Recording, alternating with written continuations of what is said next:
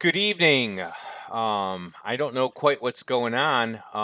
We've got a little glitch and I'm a little bit late.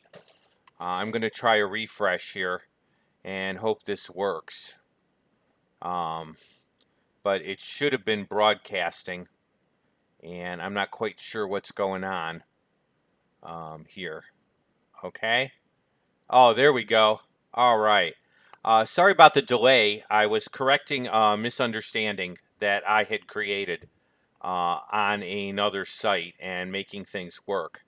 And so I'm a little late, but we've already got someone in the house, so I want to say hi. I'm running a little bit off, but I felt bad. One of the gals I was out lent me some equipment, and I wanted to make sure that that was all taken care of. So we're going to get right started this evening. Now, just a heads up again, Thursday, Thanksgiving. That's Turkey Coma Day, and we will not be having a regular broadcast. So next week, Thursday, will not happen, except for a little high that I'm going to do earlier in the day and maybe post or do through Patreon or something of that kind, because I do want to say hi and I do want to kind of uh, be there kind of, but I really want you to enjoy Thanksgiving. There's much to be thankful for, and so um, kind of want to give you a break and spend some time with the family and really kind of a precious time, and so it should be for you, and I really pray that it is. Take some time with your family. Think about the things that you're grateful for, and enjoy your time. If you don't have family, get together with others. Maybe your church is doing something that night, or you can get together with friends. But enjoy yourself. We're going to get going here. We're going to be dealing with Rabbi Singer's opinions on the Christology of John. And you're going to get some useful material here. It may be some material we've gone over, but really you'll see how it plays into some of these objections. And he is continuing to represent belief in Jesus as distinctly un-Jewish in another religion, which is neither fair nor being very scholarly. So let's dig into it this evening. And I'm going to put this up and transition in. And we're going to look at what I can only regard as a non-scholarly opinion, because he is not dealing accurately historically. He is not looking at some sources. And really, there is a continued case of cherry picking, but it's good that you know where he's cherry picking and how he's cherry picking. Um, and I really continue to be concerned, and God will hopefully get this material or have others challenge it with these callers that I'm pretty sure aren't Jewish. Now, he may be even setting this up to where he takes certain callers who call in and then does this stuff, and they don't really have a chance to argue, or he cherry picks the callers. I'm not sure. But it really is disappointing. And so the more believers who really understand this stuff, the more armed even the body of Christ is. Uh, and the more armed the body of Messiah is against this sort of argumentation. So let's get into it. Now, I'm only dealing with the first part.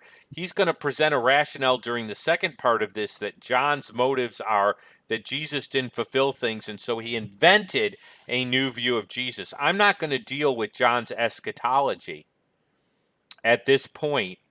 I may do like a part two.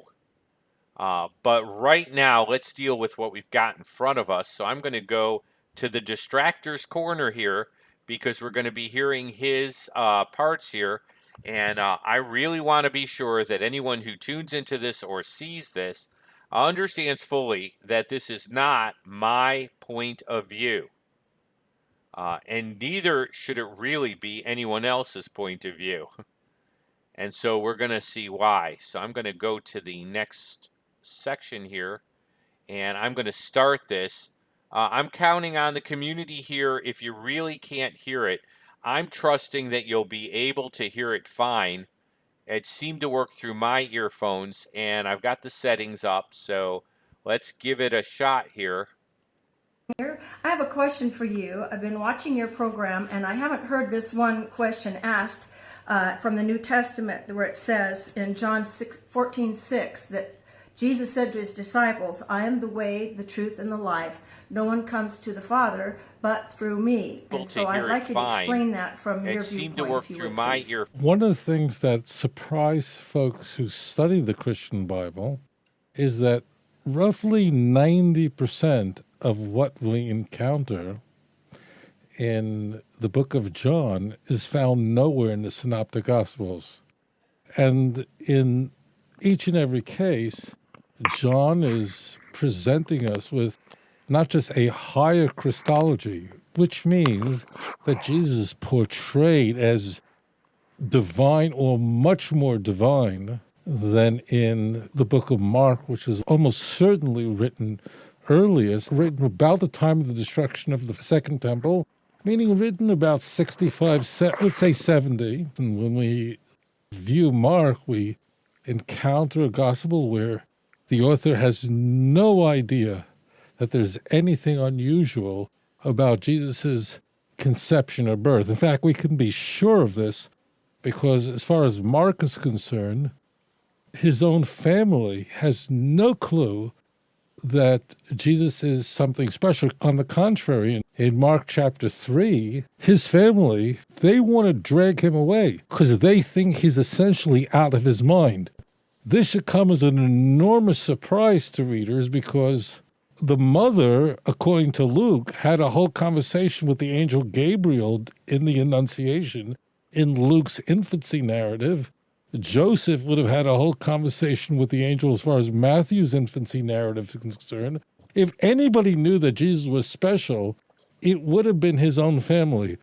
John is later. John is 30 years later. Matthew and Luke are, let's say, 10 to 15 years later than Mark. John is written somewhere 90, 95, so it's, let's say, 10, 15 years after Matthew and Luke. Jesus is now elevated to some form of deity. Now, when I say that, it does not mean that whoever wrote the book of John believed in the Trinity or the homoousia that emerges out of the Council of Nicaea.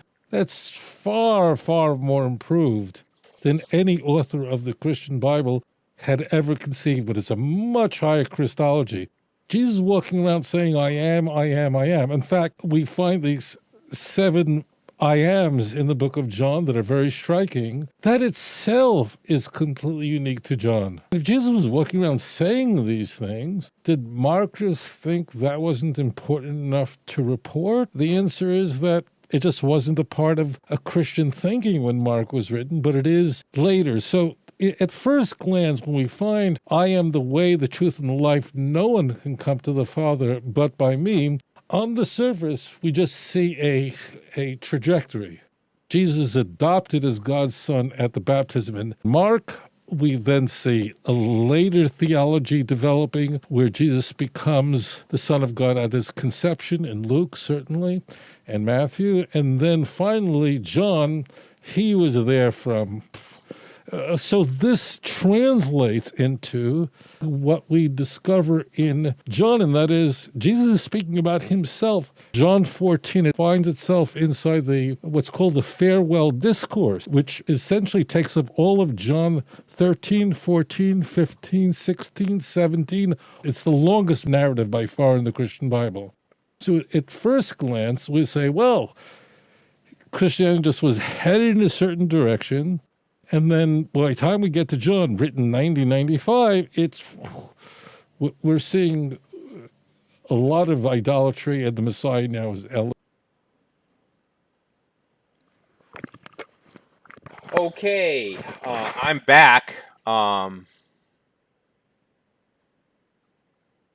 Let him finish.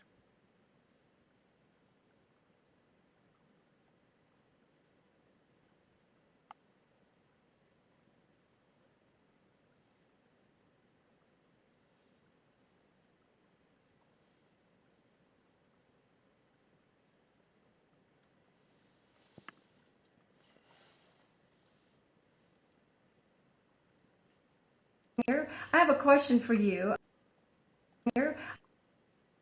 Okay, we need to ask some questions related to this whole presentation here. I believe it stopped, and I'm hoping the next slide will show up with the questions. Now, if you have the PowerPoint, you have those questions. If you don't, it's still available. I do have to let you know I'm going to start pulling some of the older PowerPoints off. And so you're going to see her go back again. There's the questions. Is John's Christology inconsistent with Second Temple Judaism? What if the trajectory that John has was a trajectory that existed within Judaism and was stopped or was interfered with? This is a total possibility that Rabbi Singer ignores, and we're going to take a look at. Uh, did the exalted view did an exalted view of I have this a little did an exalted it did a view of Judaism allow an exalted view of Messiah? Seems to have doubled on the slide. Is John's Christology consistent with the other Gospels? And we're going to take a look at these questions. And you know, if you have the PowerPoint, you're actually allowed to alter it and make corrections in it if you want to. Because that doubled up. It should be, did a view of Judaism allow for an exalted view of Messiah? Is John's Christology consistent with the other Gospels? And that's what we're really dealing with here. So I'm going to pull this down, and I'm going to go out of Detractor's Corner here and just go back to the PowerPoint. We're not going to be hearing anything from Rabbi Singer again. We don't need that. And so we're kind of done with that. And we're going to start digging into these questions a little bit and looking at them. So, is John's Christology consistent with Second Temple Judaism?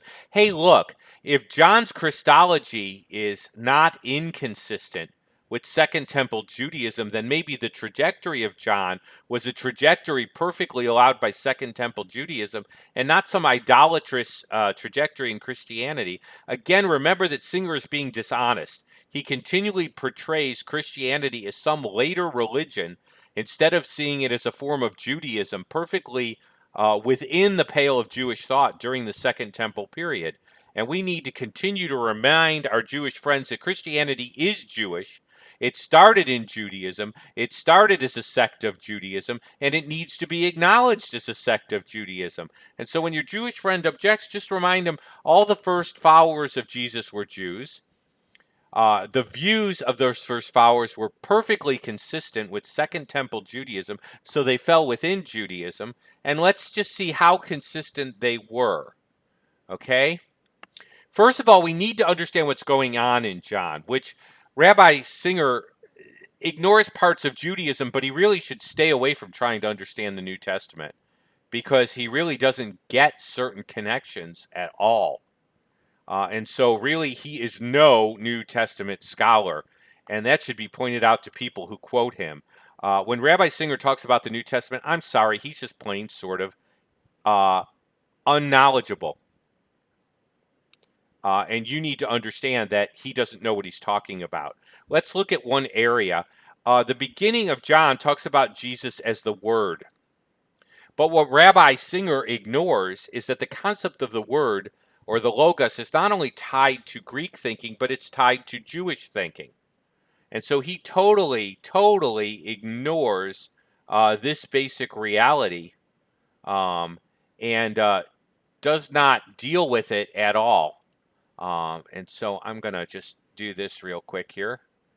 Sorry about that. I lost some folks here. And so he totally ignores this reality, and we need to not ignore this. You know, whatever somebody's trying to ignore when it comes to understanding a worldview and being honest with that worldview is the very thing we need to remind them when it comes to the Christian worldview. So when you see this sort of thing, okay, when you see this sort of thing, and a bunch of folks have joined us, and I'm thrilled to have everybody here. When you see this sort of thing, don't let people get away with that. Point out the thing that's being ignored. point out the elephant in the room that really needs to be there. So let's talk about the memra, which is something that Rabbi Singer is ignoring, which is a part of Jewish thought. And John is borrowing from this Jewish thought. In other words, he's borrowing from normative Jewish thought during the Second Temple period. Why would you claim that this is some part of aberrant trajectory if this sort of thinking was a part of Judaism to begin with? Now, how do I know? Well, here again, I'm going to go ahead and use some Jewish sources. Uh, okay? One of the important links between the Lord and his earthly creation in rabbinical thought was the word called memra in Aramaic and Hebrew, and Aramaic root, I say. Amar is the root, by the way. Memra simply drops the aleph, and you have the first two consonants. The root was used throughout the creation account in Genesis 1 when God said the material would come into existence. We find this memra concept, listen to this, hundreds of times in the Aramaic Targums, which were used where? Well, let's keep going. This is all out of the Jewish Encyclopedia, folks. Isidore Singer. This is not hard material to find if one's going to be honest and do a little bit of research. Why is John using the word word? The word. Well, let's look at the background of John and see if we can figure out why he's using this. Oh, we'll turn to Jewish sources and see why a Jewish man might use a certain term. Okay? Let's keep going. Like the Shekinah, compare Targum Numbers 23:21. The Memra is accordingly a manifestation of God. Wow. The Memra brings Israel nigh to God and sits on his throne, receiving prayers from Israel. Targum Jerusalem to Deuteronomy 4:7. Are these Christian sources? Is this trajectory some later development of Christianity? This trajectory existed within Judaism. John is appropriating a Jewish concept to explain who Jesus is to his audience. That's not some sort of weird Christology that has no grounding in Jewish thought. So there are your references. You can keep them. But does it go even further than this? Look at this. It is shielded Noah from the flood. That's the Memra that did that. Targum Jerusalem to Genesis 7:16, and brought about the dispersion of the 70 nations, i.e. 11:8. It is the guardian of Jacob. Who's the guardian of Jacob? I thought the Lord was the guardian of Jacob. Well, the Memra is the guardian of Jacob. Genesis 28:21 20 through 21, 35:3, and of Israel, Targum Jerusalem 2, Exodus 12:32. It works all the wonders in Egypt. Oh, really? Look at this. It hardens the heart of Pharaoh. It goes before Israel in the wilderness. Targum Jerusalem to Exodus 21:1. Where am I getting this incredible trajectory that existed within Jewish thought? Not from some later Christianity, but from the Targums, which existed at the time. So John is using an existing concept and an existing trajectory within Judaism. Here's some examples of the Targums using this concept. Genesis 1:27. In your Bible, it would read God created man. But in Targum Pseudo-Jonathan, the word of God created man. How interesting. By the way, this material is covered not only by Michael Brown, but is extensively covered by Bayarin, who is a Jewish scholar in the Jewish gospel. So we have Jewish scholars acknowledging this concept existed and this trajectory existed. I wonder whether Rabbi Singer has ever read Daniel Bayarin, a scholar out of Jewish scholarship. I would suggest he do some more reading.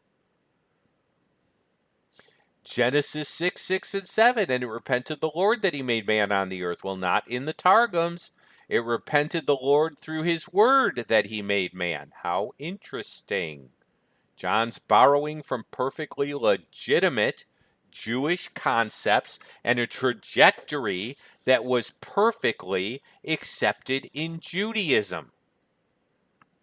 So get this out to your Jewish friends, post it, get it up there, put a link for it on the site, get the word out there because he isn't telling the story they need to hear. Well, let's look at some more Jewish sources, though, in case the Targums aren't to your liking. Shimon ben Yochai states Mashiach will sit at the right hand of God, Hashem.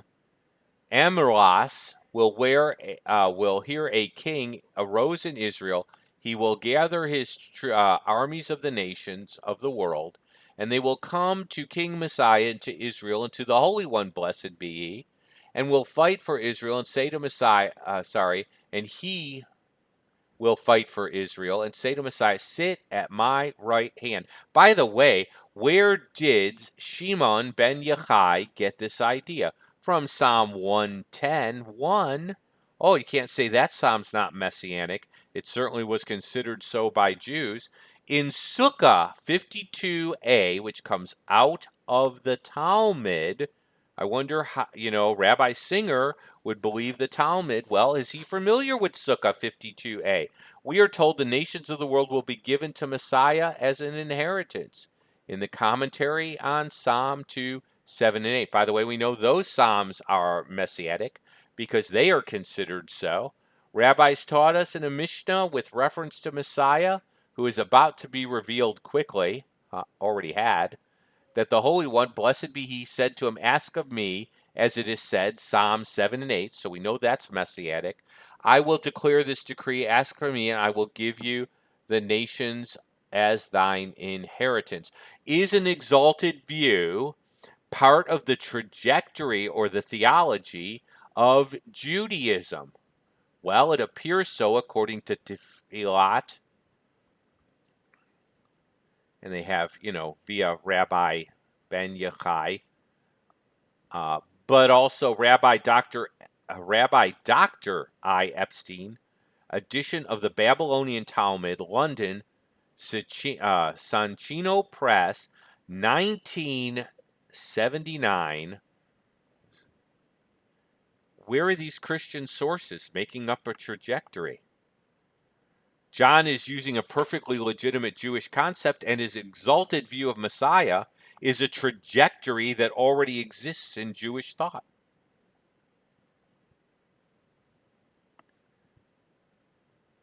Let's look at Rashi. Hardly a Christian source, right? Rashi, one like the Son of Man was coming, that is King Messiah, and up to the Ancient of Days who is sitting in judgment and judging the nations. Well, we know that Daniel chapter 7, 13 and on, we'll look at it later, was considered by Rashi to be messianic.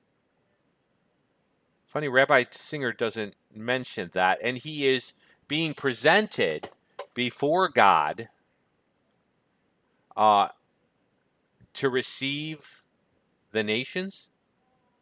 I thought God judged the nations. Pretty much Judaism has taught God judged the nations. But by the way, am I quoting a Jewish source or a Christian source? A.J.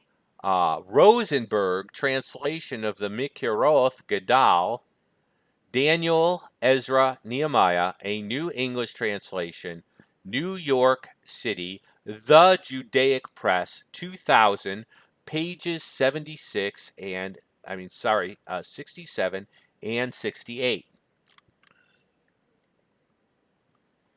Someone's commenting on Rashi. He is a major thinker. Okay? Now let's stop here. What have I demonstrated? Well, we'll get to that. How about the other writers? Now he makes a big deal out of the fact that certain things are in John that aren't in the Synoptic Gospels. We must never confuse the emphasis in different Gospels with aberration. He said, well, didn't the other gospel writers consider it important? No, because they had specific goals when they were writing this. And also need to understand that those who were following Jesus were very familiar with these I am sayings. And there are reasons that John includes material that the other gospel writers don't. So if you look at the gospels and you make the statement that aberrancy is created because the different gospel writers have different emphases, do you know that there are stories recorded in Chronicles that are recorded in Kings, and they're not recorded the same way? In Chronicles, the story related to David's census is because Satan incited him. In the other historic writings, David was moved to take a census. Oh, that must be that the Jewish writings here that say Satan moved David must be aberrations. You have repeated sayings in the Bible that aren't different, they just have different emphasis. And so to go ahead and make a claim that emphasis equals aberration, we're going to go ahead and cover that again. Well, if you apply that to the Tanakh, you have major problems. Didn't the writer who recorded David was moved to a census think it was not important to mention that Satan incited him to take that census? Um, that isn't fair by any stretch of the imagination. So let's look at Matthew's gospel. Now, I focused on Matthew's gospel because it's the most Jewish of the gospels. The term Son of Man occurs 30 times in Matthew's account. Matthew was written before 70 AD. You go ahead and try to argue it. As far as I'm concerned, Matthew, the most written to a Jewish audience, certainly would have mentioned the destruction of the temple if it had been written after 70 AD. And there are other reasons to believe that Matthew is written fairly early. Do remember that Jesus' death occurs right around somewhere in the 30s. I'm not going to get into exact dating techniques. There are some problems. Your calendar really lacks a year zero when it goes from BC to AD. So you have a bit of a problem. Really hard to write year zero on your checks, you know? January 1, 0. I mean, how do you cash that? And so there are some things like that occur. But numerically, you needed the zero, but zero mathematically doesn't make sense to have a year zero. So you have that sort of thing going on. 70 AD, Matthew's written. 30 times the term Son of Man is used, Jesus using it to refer to himself. What do we know about this term?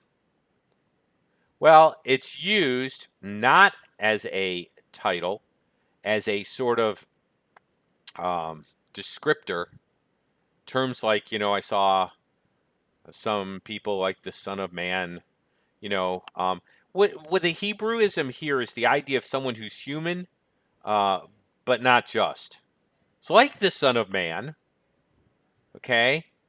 Let's look at 7. Now, we've already established that chapter 7, verses 13 and 14 are messianic via Rashi and via other commentators. So if your Jewish friend says to you, Daniel 7 is not about Messiah, you tell him that I can prove from rabbinical writings that it was understood that way. I was watching in the night sky, and behold, one like the Son of Man, coming with the clouds of heaven, was brought to the Ancient of Days, and they brought him near to him. Then was given to him dominion and glory and a kingdom that all peoples and languages should serve him. His dominion is an everlasting dominion which will not pass away, and his kingdom is one which shall not be destroyed. Here's what's interesting. Since when does Judaism allow for everlasting dominion to belong to anyone but God? And since when is glory given to anyone but God? God says he will not share his glory with another. So, look at the terminology. Why is this terminology being used in Matthew? To point to the fact that Jesus is more than man. What more than man? Well, to hint at the fact that he's deity.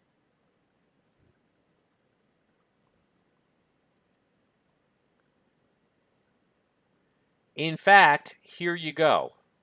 Even Nachmanides talks about the elevation to Messiah and him being brought to God. Neither Abraham nor Moses possess the place that Messiah does.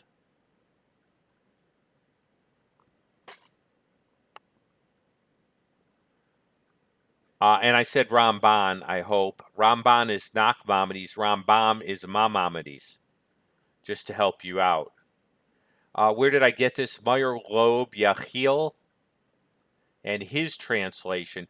Where was this translated? In Israel by Mazor Holy Books. Really? Christian trajectory? Christian sources?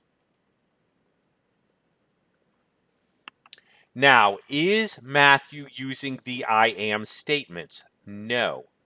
But is Matthew's Christology of an exalted Messiah that gets full glory with God, full rule with, with God, everlastingly over all the nations of the earth, consistent with John's Christology? Yes, it is. So it's consistent even though it's not the same.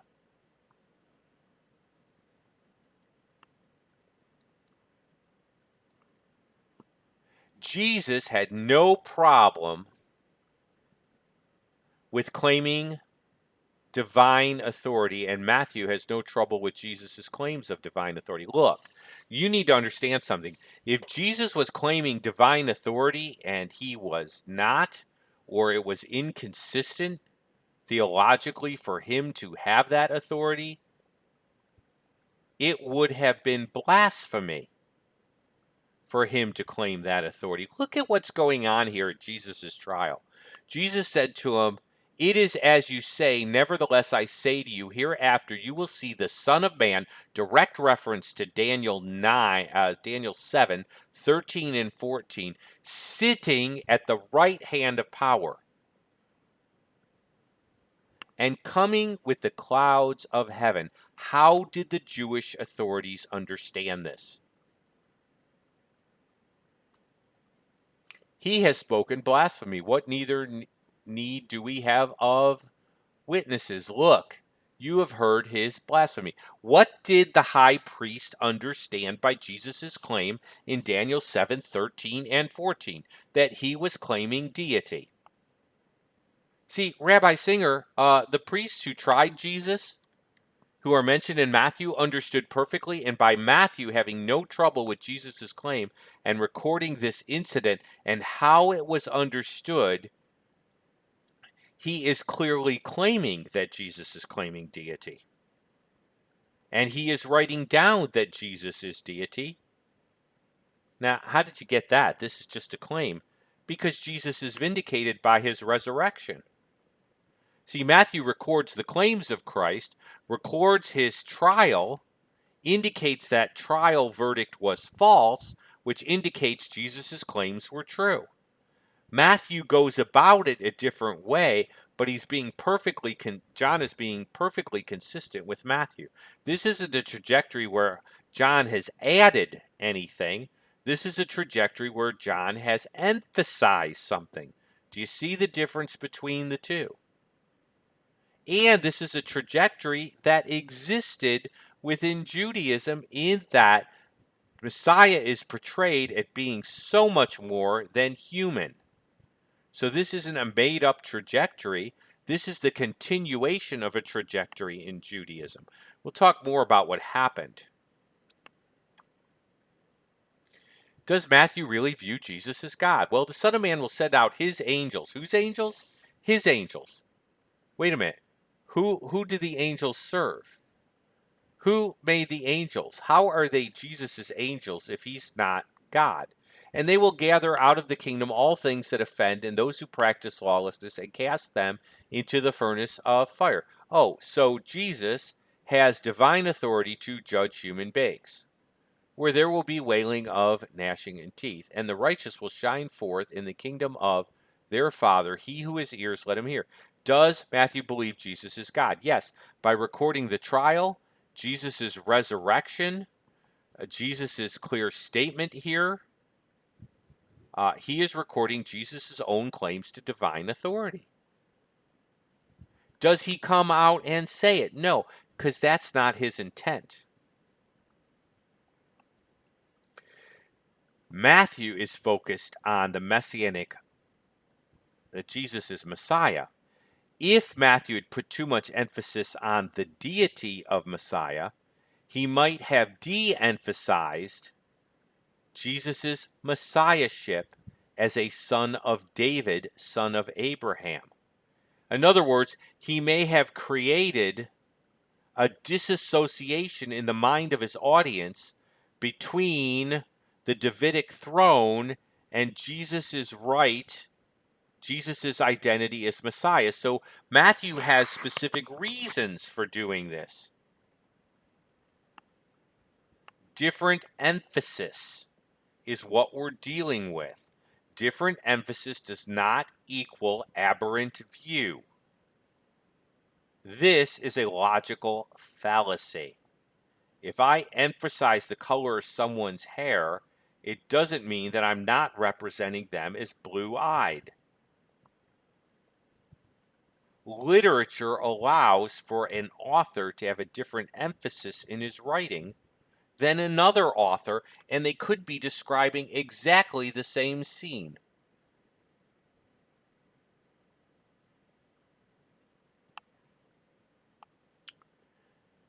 Now, why would John have a different emphasis than Matthew? Well, this isn't in your outline, but I'm going to go ahead and talk about it a little bit. John is writing in the 90s AD. Okay? When rabbis were busy creating a new Judaism out of biblical Judaism because of the destruction of the temple. John emphasizes the Christology that he does and to encourage Jesus' followers in view of the destruction of the temple. It's not because Jesus' didn't come through. It's actually because Jesus' rejection, Judaism's rejection of Jesus, brought divine discipline. See, the difference there is John is encouraging the faithful community in light of God's discipline of Israel. The question, Rabbi Singer, is if the temple was destroyed one generation after Jesus and he predicted it, maybe not believing in Jesus was not the best answer. And what John is doing is encouraging the community that is following. And he's doing so using Jewish concepts and Jewish terms. Matthew is speaking to a pre-temple destruction community and emphasizing Jesus' messiahship so that Israel can be ready to receive him or will receive him.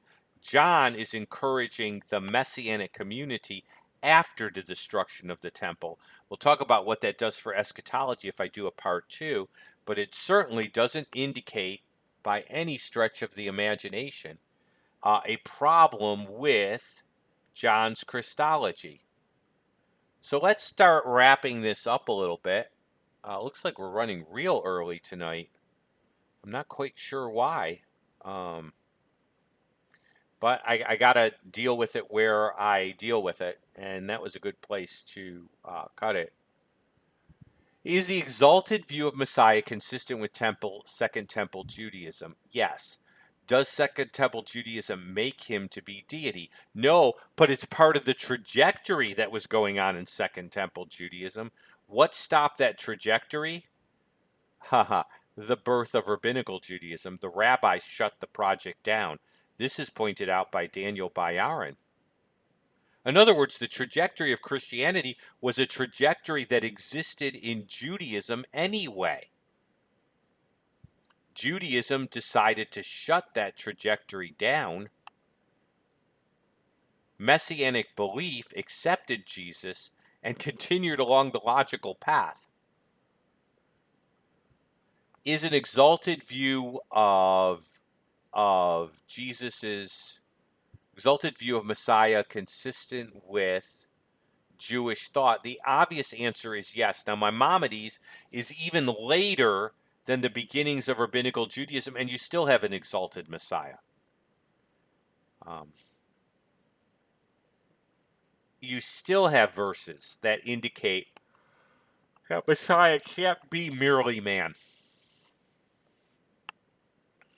And by the way, what's really interesting is how do you have somebody who's not merely man that's not God or an angel? In other words, what other type of beings exist? Okay, I mean, what are your options here? Well, you got to go to angel and say he was an angel, but see, angels aren't born. Or you have to go to deity, or you have to have a quasi-human group of people that are near the. You got to invent like a superhuman race here. I mean, what are we into here? Are we into like Marvel Comics here? Um, you don't have anything between angels and man, um, and you don't have being, in terms of like some intermediate race that God created according to Genesis. So, what are your real options here?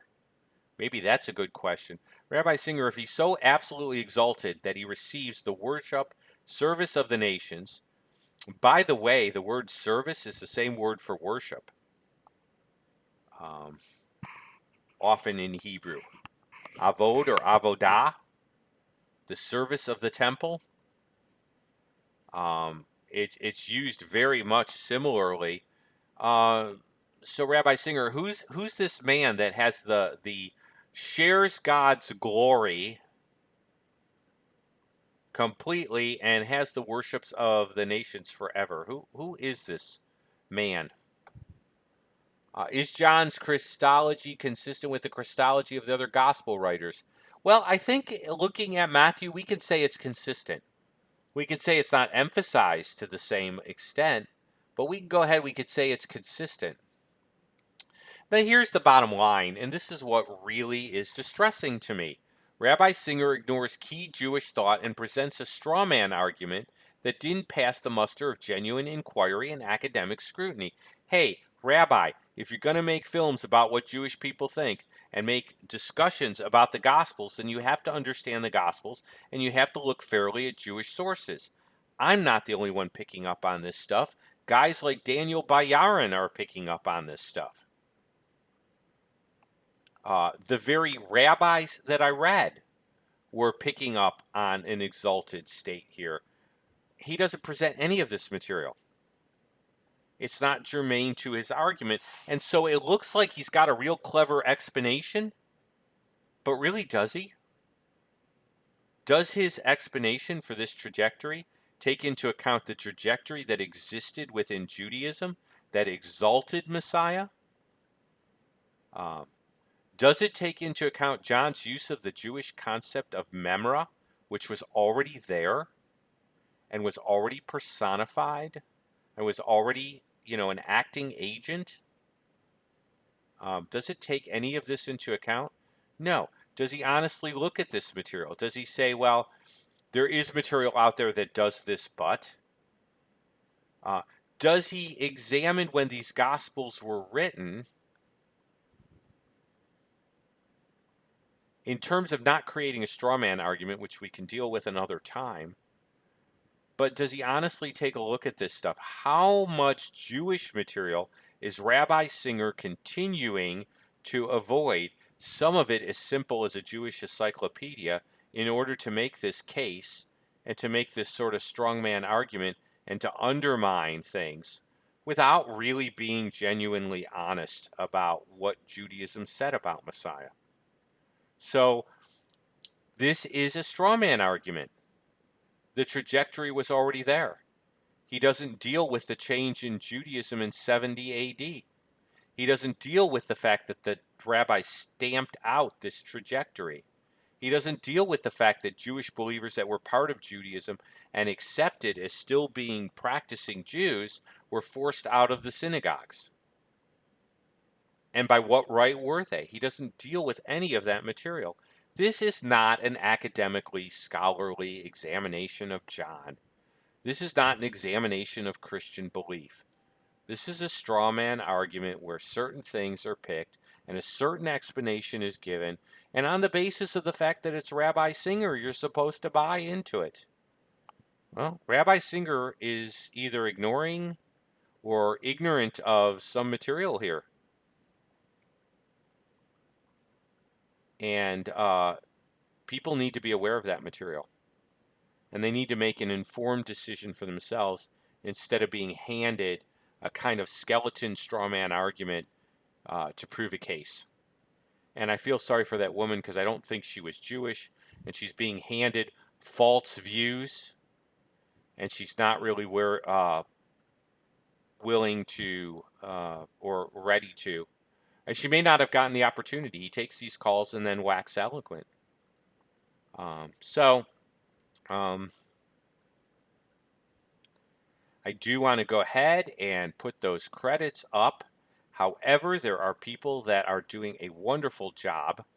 I received a gift from a church, and I'm starting another site because I want to do like gospel interviews on the street as a means of witnessing. Okay, as a means of witnessing. It's really cool. If I have a mic in my hand, I have a prop. And so I'm starting that up. I don't know, I want to do more with it. It might start slow, but there are folks out there. There's Steve. There's folks that support us through Chosen People. But look, you patrons are real important. We just had Patreon Thank You Day, and so I really feel that, especially in light of that, I'm going to go ahead and stick those credits up. I'm going to maybe turn the music down and deal with any discussion that might have occurred. I'm just having trouble getting there. There we go. I'm going to put that up, and I'm going to see how that looks there. And so I really feel that, especially in light of that, I'm going to go ahead and stick those credits up. I'm going to maybe turn the music down and deal with any discussion that might have occurred. I'm just having trouble getting there. There we go. I'm going to put that up, and I'm going to see how that looks there. And so I really feel that, especially in light of that, I'm going to go ahead and stick those credits up. I'm going to maybe turn the music down and deal with any discussion that might have. Okay, I don't hear the music. So Christianity is Jewish. It started in Judaism. It started as a sect of Judaism, and it needs to be acknowledged as a sect of Judaism. And so when your Jewish friend objects, just remind him all the first followers of Jesus were Jews. The views of those first followers were perfectly consistent with Second Temple Judaism, so they fell. No. Does he honestly look at this material? Does he say, well, part of Judaism, a kind of skeleton? I'm just having trouble getting there. There we go. Okay, guys, that's up and running. I don't hear the music, so let me see. Followers of Jesus were Jews. The views were perfectly consistent with Second Temple Judaism, so they fell. No. Does he honestly look at this material? Does he say, well, part of Judaism, a kind of skeleton? I'm just having trouble getting there. There we go. Okay, guys, that's up and running. I don't hear the music, so. Okay, I'm gonna find out what's going on there. If the music's not there, that's okay. Credits don't always have to have music, do they? And I'm just looking back at the chat to see, I don't share personal stuff here, but just kind of seeing where we're at here. I don't see anything terribly controversial this evening, but I do see a lot of neat folks being around here.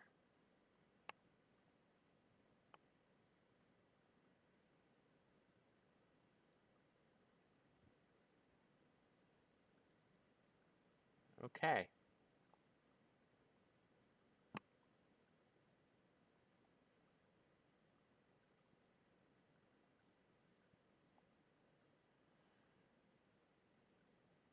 righty. Well, that's kind of tonight. I thought it would take a little longer to deal with Rabbi Singer than it sort of has. Maybe because I thought about breaking it down into two. And so I'm going to go ahead and kind of at least close this down, leave the conversation open a little bit. Um, but again, there are folks doing a marvelous job of really blessing us through chosen people. There are people blessing us through Patreon, and I got a camera that plugs into my phone, so I plan to do some neat outreach and see if I can interact with people. The one I got to use, the idea came from Mel, but the one I got to use, yes, I sure could. Why don't I do that? I hope this isn't a YouTube no-no here, but let me just close us off and pray for Sweet Tea's husband who just had an accident and is just home from the hospital.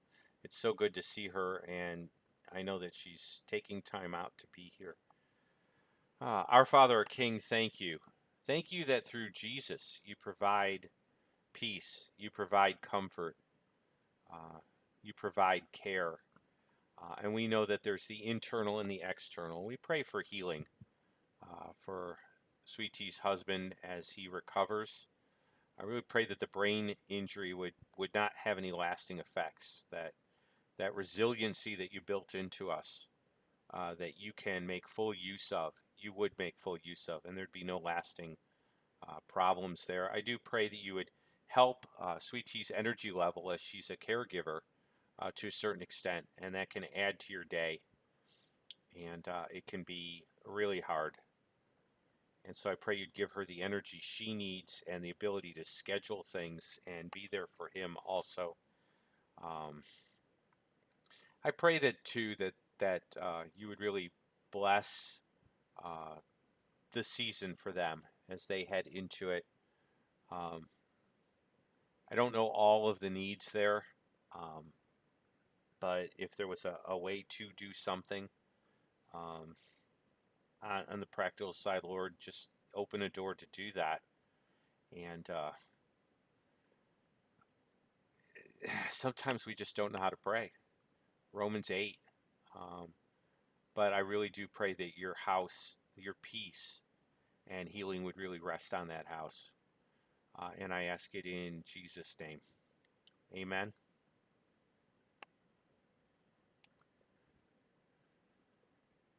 Well, let me go ahead and tune us out. I'm always feel a little bad if we end early, but you know what? When you need to stop talking, you need to stop talking.